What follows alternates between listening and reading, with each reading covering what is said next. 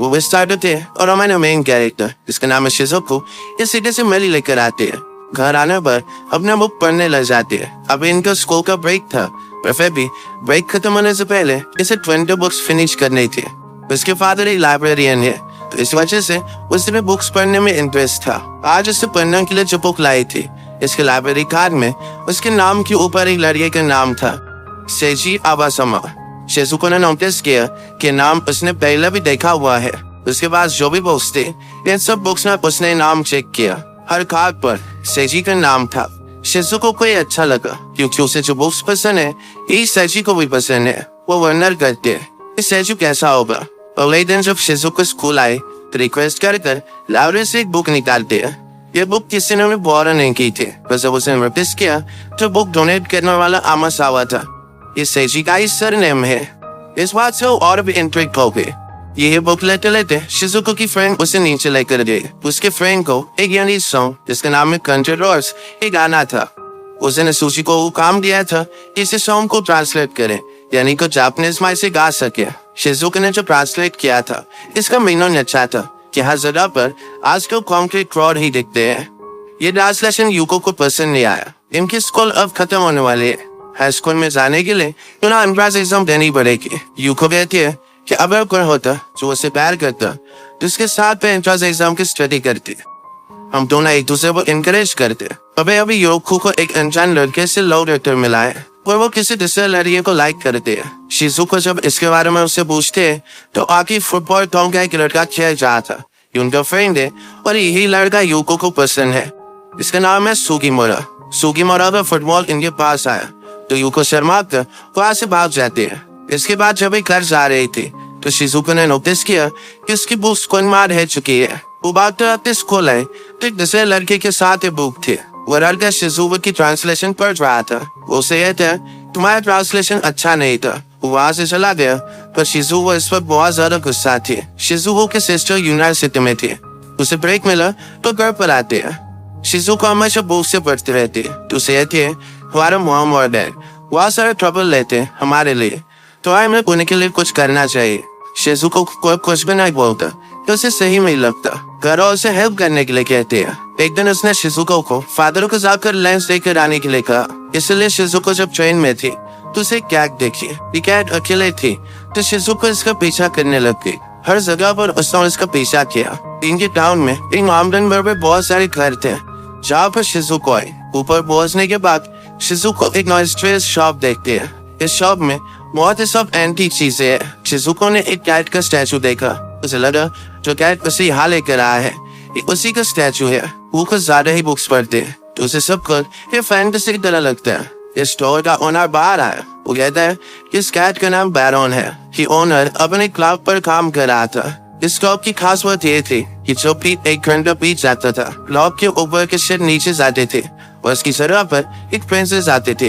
Princess को देखने के लिए नीचे से प्रिंस निकलता था। शिजुको पूछते हैं क्या दोनों एक दूसरे से प्यार करते हैं। ओनर कहते कि हाँ, पर ये दोनों अलग वर्ल्ड में से है। ये दोनों कभी एक दूसरे से मिल नहीं पाते। जब भी टाइम आता है तो प्रिंसेस ऊपर निकल कर आते हैं और हर घंटे उसे प्रिंस देखने के लिए आता रहता है। शिजुको को ये हार्ट ब्रोकन आर्टिस्ट का काम लगता है। उसने फिर रियलाइज किया कि वो तो अपने फादर को लाइफ देने के लिए जा रही थी। वो बहुत लेट हो चुकी है। वो भागते लाइब्रेरी तक गई पर टिफिन बॉक्स से भूल चुकी थी। ये टिफिन बॉक्स लेकर जो लड़का उसे पहले मिला था, उसकी पोएम जिसने पढ़ी थी, वही लड़का वहां पर आता है। इस लड़के के साथ वही कहते हैं जिसका पीछे शिजुको कर रहे थे और वही के लिए इस लड़के का नाम हम मिस्टर बार रखेंगे। ये मिस्टर बार शॉप ओनर या ग्रैंडसन है। उसने शिजुको को मजाक लेते हुए टिफिन दिया। कहा क्या तुम अकेले ही इतना सारा खाना खाने वाले हो। इस पर शिजुको और भी इरिटेट हो जाती है। लाइब्रेरी में आकर फिर से शिजुको इमेजिन कर रही थी क्योंकि ऐसा होगा। उसे एक थॉट आया कि शायद मिस्टर बार ही शेजी है। उसे थोड़ा भी अच्छा नहीं लगता क्योंकि वो लड़का हमेशा उसे इरिटेट करता रहता है। अगले दिन शिजुको स्कूल में आवासावा कौन है इसके बारे में इन्वेस्टिगेशन स्टार्ट करते हैं। लाइब्रेरियन उसे याद है यहाँ एक टीचर हुआ करते थे। उनका नाम आवासावा था। उनका बेटा भी इस स्कूल में। वो शिजुको को पूरा नाम बताते इससे पहले वो डर कर वहां से भाग गए। वो बहुत ही एक्साइटेड थी। बाहर वो फिर से हमारे मिस्टर बार को नोटिस करते हैं। इस बार उसे इग्नोर कर आगे चला जाता है। इससे और भी ज्यादा इरिटेट हो गए थे। शिजुओका वैसे सब फ्रेंड्स मजाक लेते हैं, कहते हैं कि जिस फ्रेंड्स को ढूंढ रही थी फाइनली उससे मिल गया। शिजुको ने आज फिर से गंदी वर्ड्स का ट्रांसलेशन कर लाया हुआ है कि उसके सारी फ्रेंड्स को बहुत अच्छा लगता है। स्कूल के बाद वो फिर से एंटी शॉप गई, वहाँ पर आज कोई भी नहीं था। रात में उनसे उसकी फ्रेंड यूको को कॉल आया, वो बहुत ही ज्यादा अपसेट थी। जिस लड़की को लाइक करती थी, इसके नाम है सुईमुरा, उसके पास आया। उसने पूछा कि मेरा एक फ्रेंड है जो तुम्हें लाइक करता है, वही तुम्हें लेटेस्ट लिख रहा था, इस बारे में तुम्हारा आंसर क्या है। यूको चाहती थी कि सुकीमुरा उसमें इंटरेस्टेड हो, वो उसका हार्ट ब्रेक हो चुका था। पर ये शिजुको सुकीमुरा को उससे मिलने के लिए बुलाते है, उसे बता देते हैं कि यूको उसे लाइक करते है। सुकीमुरा वो एक्सपेक्ट कर नहीं था, कहता है कि मैं तो तुम्हें लाइक करता हूँ। शिजुको इस पर कुछ भी नहीं बोलती। वो उसे पूछता है कि तुम्हारा बॉयफ्रेंड है। वो कहती कि ऐसा नहीं है, वहां से भाग कर जा रही थी। सुकीमुरा ने उसका हाथ पकड़ लिया, कहता है कि मुझे सही से रीजन बताओ। शिजुको कहते हैं मैं सिर्फ तुम्हारे साथ फ्रेंड रहना चाहती हूँ। सुकीमुरा को बहुत बुरा लगा। शिजुको भी घर आकर बहुत रोती है, उसे लगता है कि वो बहुत बुरी है। इसके बाद वो फिर से एंटिक शॉप के पास आई, वहाँ पर बाहरी कैट बैठी हुई थी। उसकी दी की बात से वो उस कैट को ऑर्डर देती है, कहती है मुझे लगता है कि मैं बहुत बुरी हूँ। जब दोनों बात कर रहे थे तभी हार मिस्ट्रीबा उसके पास आया, वो अपनी कैट को ढूंढ रहा था। शिजुको कहते हैं इसी का पीछा करते करते मैं शॉप तक आई थी। वो कैट ट्रेन में सफर करते हैं। मिस्ट्रीबा से कहता है कि उसे जहाँ भी जाना होता है वहाँ वो चला जाता है, पर अगर घर में रहता है वो कभी भी एक कॉर्नर पर टिका नहीं रहता। शिजुको मिस्ट्रीबा से पूछते हैं तुम्हारे ग्रैंडफादर कहाँ है, आजकल वो शॉप नहीं खोलते। वो कहता है कि वो सिर्फ कभी कभी ओपन करते हैं, पर अगर अंदर जाना है तो मेरे साथ चलो। वो उसे पीछे की डोर से अंदर लेकर गया। यहाँ बैल्कनी से पूरी सिटी बहुत ही ब्यूटीफुल लगती है। अंदर आकर शिजुको ने फिर से बैरम को देखा। जब सनलाइट आता है तो बैरम की आंखें चमकने लग जाती है। मिस्ट्री वाई नीचे जाकर अपने वायलिन पर काम करने लगता है, उसे क्रिएट करता अच्छा लगता है। शिजुको ये देखकर इम्प्रेस हो गई, उसने जो भी काम किया था इसे बहुत अच्छा लगा। मिस्ट्री वाई कहता है कि इतना ज्यादा परफेक्ट नहीं है, वो अभी भी इस चीज को सीख रहा है। शिजुको जिद करते हैं इसके लोग प्ले कर दिखाए। मिस्ट्री वाई कहता है कि अगर तुम गाना गाओगे तो फिर मैं प्ले करूंगा। शिजुको भी जरा अनकंफर्टेबली इसके लिए मान जाते हैं। ये दोनों अच्छे से गाना गाते हैं। तो मिस्ट्री वाई के ग्रैंडफादर अपने फ्रेंड्स को लेकर आते हैं। इन्होंने गाना सुना तो वो भी अलग अलग इंस्ट्रूमेंट प्ले करने लगते हैं। इनका बहुत ही मजेदार सेशन था। ये खत्म होने के बाद मिस्टर बॉल को उसके नाम से किसी ने पुकारा। उसका नाम सेजी आवासावा है, जैसे शिजुको हमेशा से ढूंढ रही थी। इससे वो बहुत ज्यादा डिस्टर्ब हो गए। शेजू से पूछता है कि ऐसा क्या हुआ। वो कहती है कि मुझे लगा था कि तुम बहुत स्वीट और क्वाइट हो गए। शेजी कहता है तुम जरा ज्यादा ही बुक्स पढ़ते हो, इसीलिए तुम्हारे माइंड में सब चीजें चलती है। इनकी छोटी सी फाइट खत्म होने के बाद शेजी शिजुको को उसके घर छोड़ रहा था। शिजुको से पूछते है तुम्हें अपने लाइफ में करना क्या है, तुम तो वायरिंग बहुत ही अच्छा हो जाते हो। शेजी कहता है कि बहुत सारे लोग बजा लेते हैं तो इसे बनाने में मजा आता है। एयरक्राफ्ट सीखने के लिए एक स्पेशलाइज्ड स्कूल में वो एक अलग कंट्री में जाना चाहता है। उसके पेरेंट्स इसके खिलाफ है। उसके ग्रैंडफादर हमेशा से सपोर्ट करते हैं। जिस तरीके से शेजी ने अपनी लाइफ को फिगर आउट किया है उस तरीके का कोई भी प्लानिंग शिजुको के पास नहीं है। वंडर करती है कि वो करना क्या चाहते हैं। उसका घर आया। शेजी कहता है तुमने जो पोएट्री लिखी थी वो बहुत ही ब्यूटीफुल थी। फर्स्ट टाइम वो सिर्फ उसका मजाक ले रहा था। आज रात शिजुको के मन में एक ही क्वेश्चन था, जैसे फ्यूचर में करना क्या है। वैसे बारे में अपनी सिस्टर से भी बात करते हैं, पर सिस्टर को पता नहीं था। अगले दिन जब शिजुको अपने स्कूल आए तो उसकी फ्रेंड कहती है कि तुम्हें एक लड़के के साथ मैंने देखा था, या वो तुम्हारा बॉयफ्रेंड है।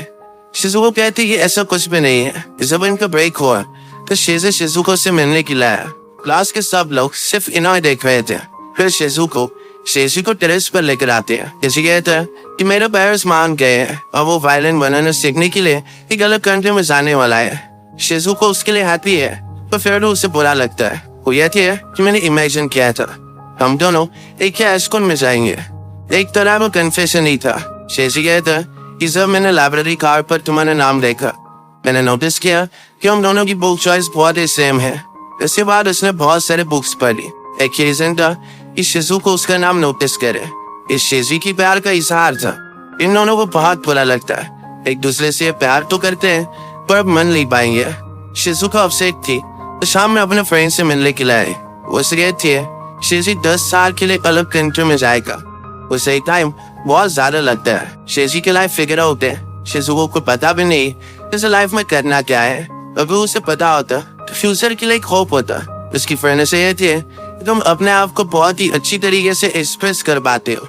जो पोएम का ट्रांसलेशन तुमने किया था वो बहुत ब्यूटीफुल था। शिजुको को भी अच्छा लगा। डिसाइड करते हैं कि अब वो एक बुक लिखेगी, वो भी कुछ अच्छा कर दिखाएगी। इस बुक पर काम करना उसने स्टार्ट कर दिया। एक दिन वो शेजी के ग्रैंडफादर से मिलने के लिए आए।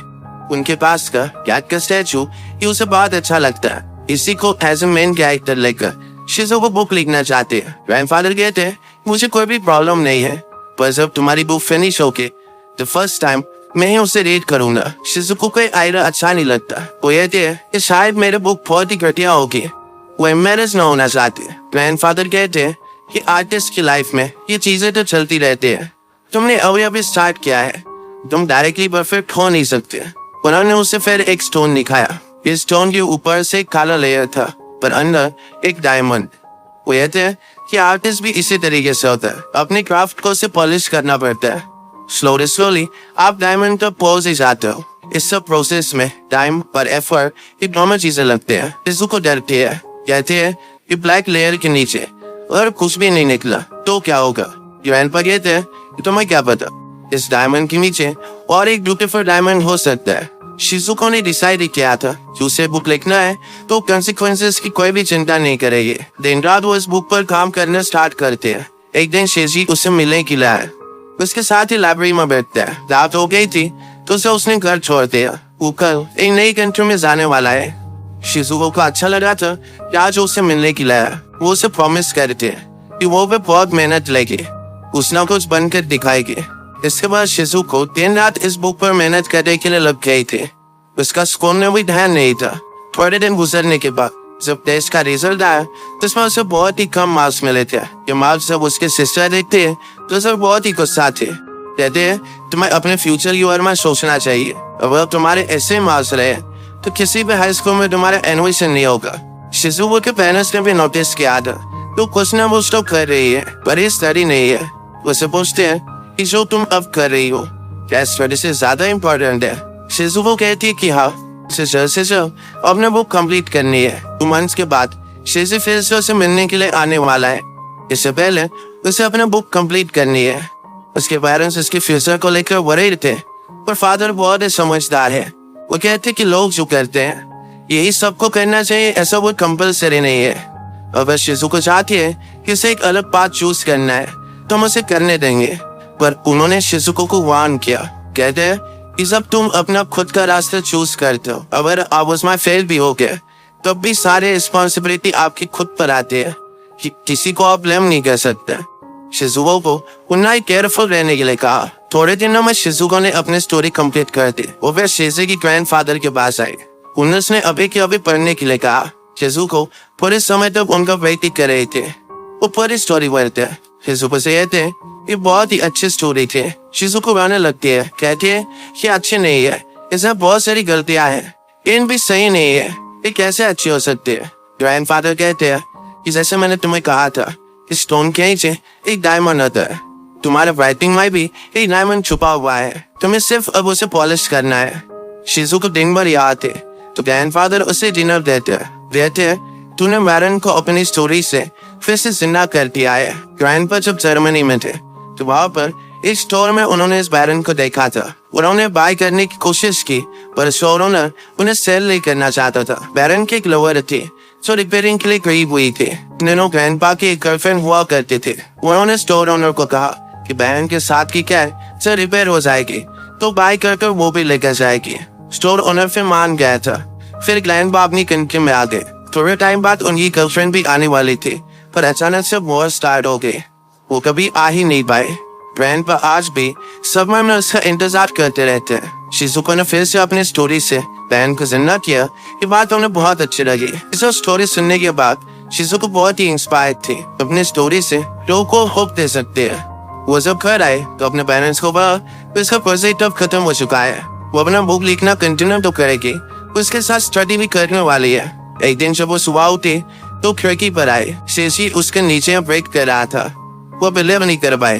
शेजी एक्चुअल में यहाँ है, उसे जल्दी फ्लाइट मिल गई थी तो जल्दी आ गया था। वो फिर उससे अपनी बाइसिकल वो बिठाकर कहीं लेकर जा रहा है। जाते जाते खिलाए शेजी कहता है कि मैंने डिसाइड किया था बिना बाइसिकल से उतरे इस हिल के ऊपर मैं तुम्हें लेकर जाऊंगा। अब जब वो ट्राई करता है तो इसके लिए बहुत ही हार्ड हो गया था। शिजुको से थे वो तुम्हारा पर्टनर नहीं बनना चाहते। उतर कर उसने बाइसिकल को टपका दिया। ये दोनों मिलकर ऊपर आए। ये सीन हमें बहुत ही अच्छा सा डायनामिक समझा कर जाता है। शिजुको किसी पर वो डिपेंड नहीं रहना चाहते। किसी के जो भी ड्रीम्स हो गए उस पर इसके साथ तो चलेगी, तो इसका बोझ बनकर नहीं तो इसे सपोर्ट करते हुए। कोई भी रिलेशनशिप में ऐसा पार्टनर का होना बहुत ही इम्पोर्टेंट है। इसके बाद सेजी उसे सबसे ऊंची जगह पर लेकर आता है। यहाँ पर उसने ये बात सनराइज हुआ परिस्थिति बहुत ब्यूटीफुल लग रही थी। शीशी कहता है ग्रैंडफादर ने मुझसे कहा था कि तुमने क्या क्या मेहनत ली थी, तो यहाँ नहीं था तो इसे बुरा लगा। शिजुको ये थे कि तुम नहीं थे, इसलिए हमने सब किया था।